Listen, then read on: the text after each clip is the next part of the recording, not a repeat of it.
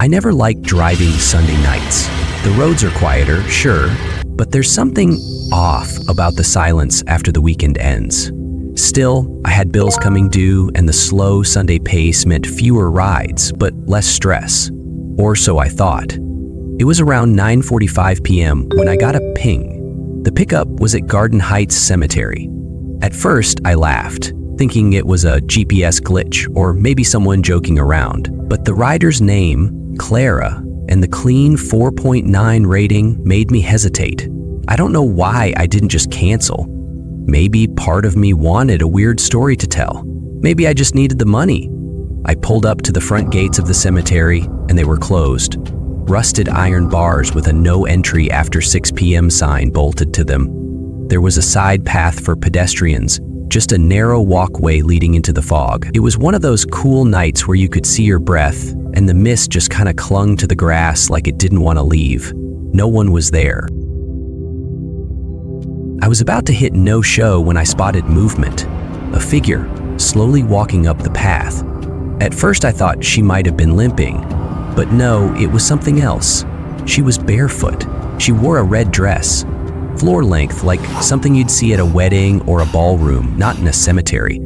Her hair was long and black, matted down the side of her face. She walked slowly but directly to my car. She didn't say anything, just opened the door, got in the back seat, and sat down like she'd done it 100 times before. I glanced in the mirror. Clara? She nodded. Once.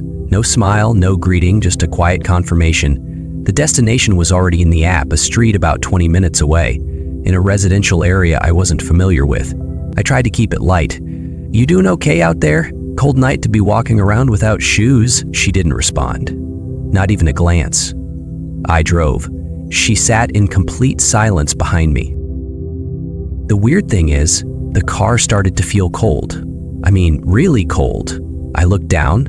The AC wasn't on. Windows were up, but there was frost forming at the corners of the windshield, and my fingers started to feel numb on the steering wheel. And yet, no sound. No breath from behind me. I could see mine in the mirror. Puffs of mist every time I exhaled, but nothing from her. I adjusted the mirror. She was just sitting there, hands folded in her lap, staring out the window. Not blinking, not breathing. No, that's stupid. I must have been imagining things. Maybe she was just quiet. Maybe she was grieving. I told myself to stop letting my mind get ahead of me. "Were you visiting someone?" I asked, hoping to break the silence. I wasn't visiting. Something about the way she said it sent a chill down my back. My scalp tightened.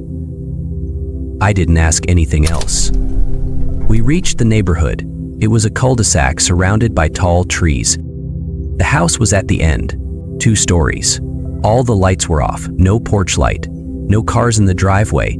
"You sure this is it?" I asked, slowing down. "Just stop here," she whispered. I parked. She didn't move.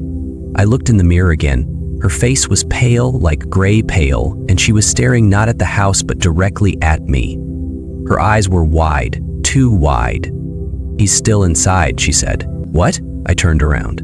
But she wasn't there. I swear to you, she was gone. No sound, no door opening, nothing. I checked the door, still closed. I jumped out of the car, heart hammering, looked all around the vehicle, no one. It was like she evaporated. I stood there shaking, trying to convince myself I hadn't just hallucinated all of it. That's when I noticed something in the back seat, a dark, wet footprint. One, as if someone had just stepped out, barefoot. I don't know why I did it. Maybe I was still stuck in autopilot, but I walked up to the house and knocked. An older woman opened the door a crack, wearing a robe. She looked confused and tired. "Can I help you?" I said. "Sorry, I just dropped someone off here. Clara?" The woman's face dropped. Her voice cracked. "Clara was my daughter. She died in a car accident 11 years ago, just up the road from the cemetery. I remember stammering, trying to find something to say. She didn't slam the door or scream at me. She just whispered, 'You're not the first driver who's come here asking about her.'" I practically ran back to my car. I drove away, hands shaking, barely watching the road. I opened the app to double-check the ride history. Gone. No record, no fare, no Clara, nothing.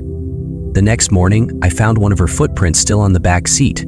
Muddy, faint, like something from a dream that was trying not to fade. But I remember the cold, I remember her voice, and I remember the way she looked at me and said, "He's still inside." And I never want to know what she meant by that.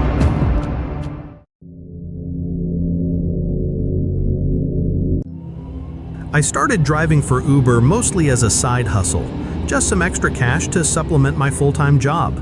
I rarely worked weekdays, but that Monday night was unusually free, and I figured I'd go online for an hour or two.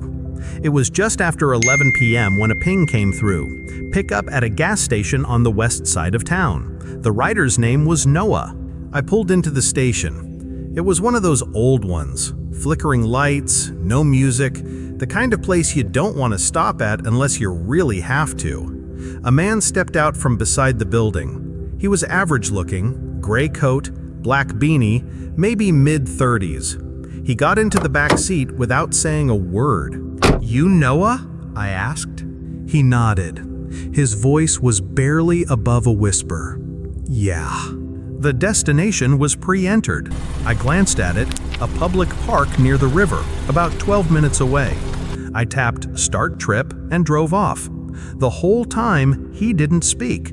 I tried light small talk, weather, traffic, sports, nothing. It was quiet. Too quiet. No phone out, no headphones, no movement. Just silence. He sat perfectly still behind me, and every now and then I felt him staring at the back of my head. I'd glance in the rearview mirror, and sure enough, his eyes would be locked onto mine. Not glaring, just watching. When we finally pulled into the parking lot by the park, I said, "All right, here we are." He didn't move. I looked back. "You good?" He leaned forward slightly and said, "Can you start the ride again?" I blinked. You mean request a new one?" He already had. My phone dinged. New trip request, same rider. Pickup, current location. Destination, gas station we just came from. I accepted. He didn't move. "Back to the station?" I asked. He nodded slowly. I pulled out, already a little unsettled. This wasn't the first time someone had left something behind or changed their mind, but the way he just stared, no words, no explanation, it messed with me. As we arrived back at the gas station, I stopped and waited for him to get out. He didn't. Another ping. Same rider.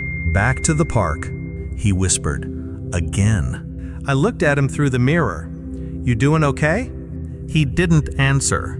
So I drove back. The same route, same turns, same trees.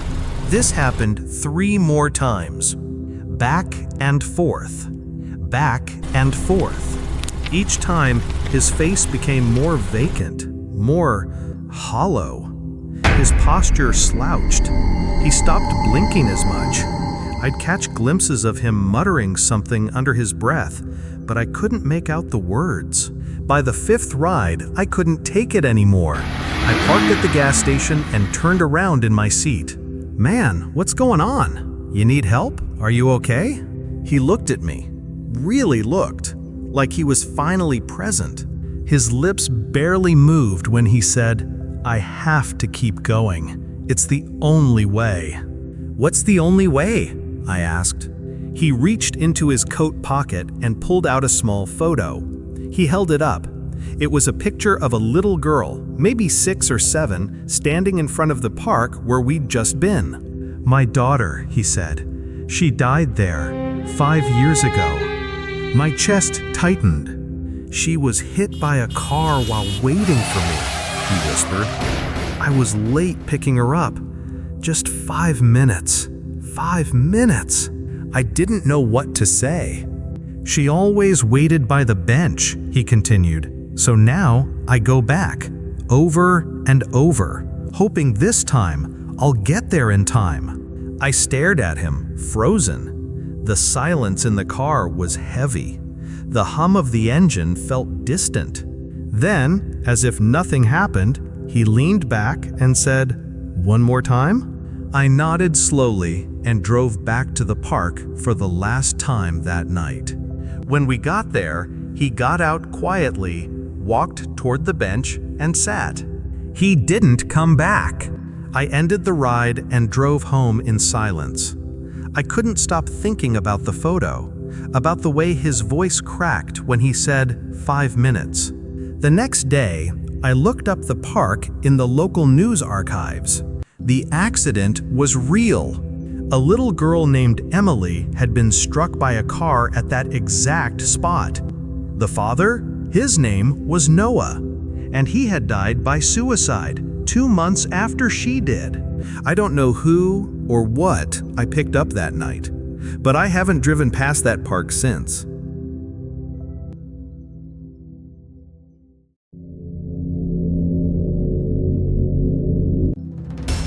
Back in 2019, I was fresh out of college, broke, and unsure what to do next. Uber seemed like a decent stopgap. Quick money, flexible hours, no dress code. Most nights it was uneventful. Bar pickups, airport runs, the occasional weird flirtation from drunk passengers. But nothing ever crossed the line into dangerous. Until one night, just outside the city. It was close to 1:15 a.m. when the ping came through. A rider named Brian requesting a pickup in an industrial zone on the outskirts, the kind of place with old warehouses, truck yards, and not much else after sundown. Not exactly cozy. I almost declined, but money had been tight that week, and the fare looked promising, so I accepted. When I arrived, the lot was dark and quiet, just patches of flickering streetlights and long, empty buildings. Then I saw him. A man in a navy hoodie and jeans walking briskly toward my car from behind a row of stacked crates. He didn't wave, just opened the back door and slid in. "You Brian?" I asked, even though I was already 90% sure. "Yeah," he said flatly, not making eye contact. "Let's go." The destination was a house in the countryside, about 30 minutes out. I tapped Start Trip and began driving. At first, it seemed normal. He was quiet but not rude, kept checking his phone like he was tracking something. Then I noticed he kept looking behind us through the rear window, like he was checking if we were being followed. "You all right, man?" I asked casually. He didn't answer at first. Then he muttered, "Just tired. Long night." I let it go. A few minutes later, he asked if I could stop at a gas station for a bathroom break. We were out near a highway by then, and I spotted a 24-hour mini-mart a couple exits up. I pulled in, parked near the pumps, and waited. He got out, holding a small black duffel bag, and went inside. I watched him walk toward the restroom sign at the back. After a few minutes, he returned, empty-handed. No snacks, no drink, just the bag. He climbed back in. "Thanks," he said. I nodded and started driving again, but something felt off. He hadn't used the restroom long enough for a real break. And the bag, I was sure he hadn't had it when he first got in. My gut started buzzing with anxiety. About 15 minutes later, we turned onto a long gravel road leading through a forest. No lights, no houses in sight. My GPS said we were still 5 minutes away, but he leaned forward suddenly and said, "Pull over here." I hesitated. "We're not at the address yet." "Here's fine," he cut in. His voice was sharper now. Reluctantly, I stopped. He got out with the bag and started walking straight into the trees. "Hey," I called after him, "you want me to end the ride or?" No answer. I sat there for a second, engine idling, hands tight on the wheel. Then I heard it. Thump. From the trunk, I froze. Maybe it was the spare tire or something shifting back there. But then it came again, louder. Thump, thump. And then a muffled voice. I shot out of the driver's seat, heart thudding, ran around to the back and popped the trunk open. My legs almost gave out. Inside, curled up, was a teenage boy. Duct tape over his mouth, hands zip-tied behind his back. His face was soaked in sweat and dirt, and his eyes, God, his eyes were wide and terrified. I pulled the tape off. He started sobbing immediately.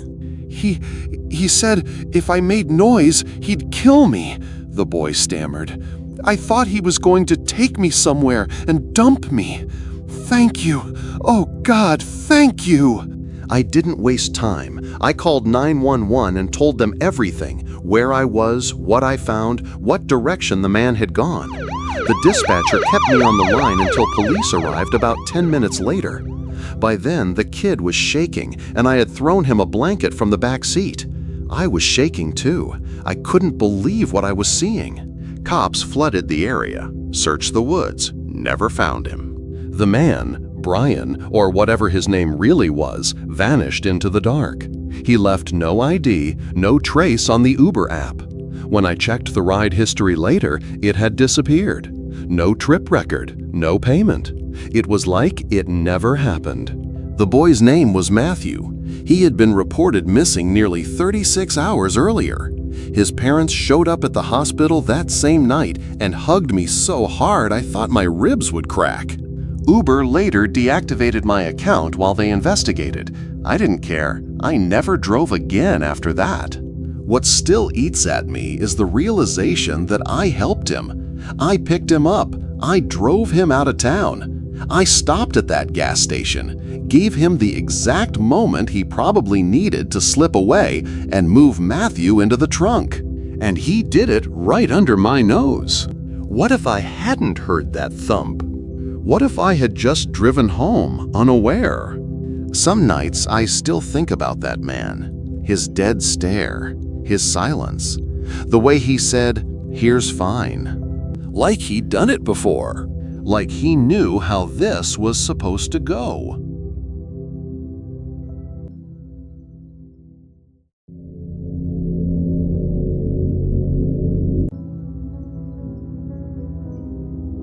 This happened just last year.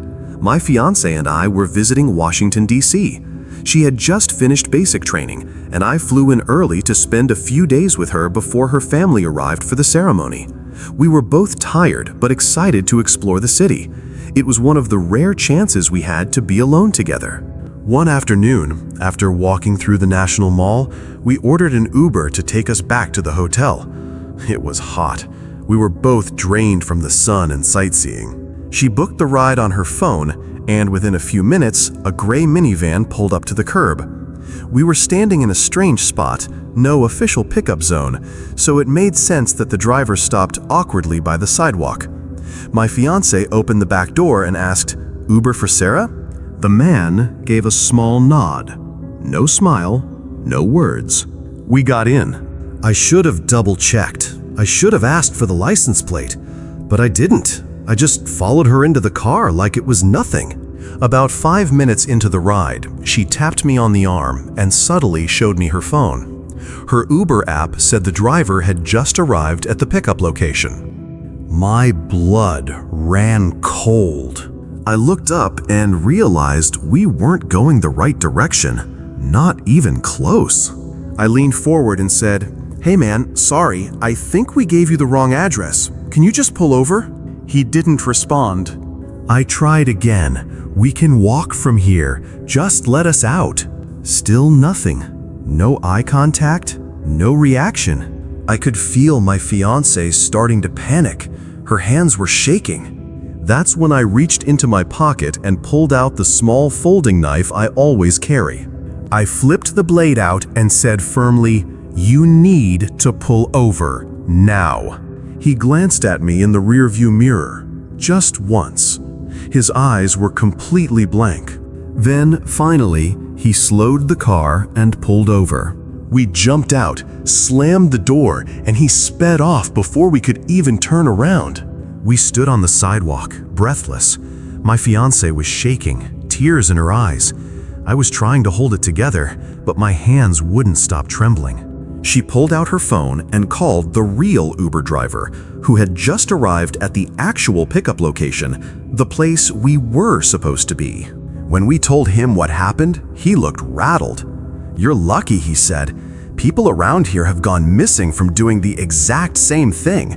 Wrong car, wrong time." We reported the incident to the police, gave a description of the vehicle and the man's face as best we could. They said others had reported similar cases. Fake drivers posing as Uber. Most victims were never found. That still haunts me. I think about how easily we got in that van. How, if I hadn't had a knife, or if he had waited longer to drive into the suburbs, we might not be here. So, to anyone listening, always check the car, the name, the license plate. Don't assume. Because sometimes you don't get a second chance.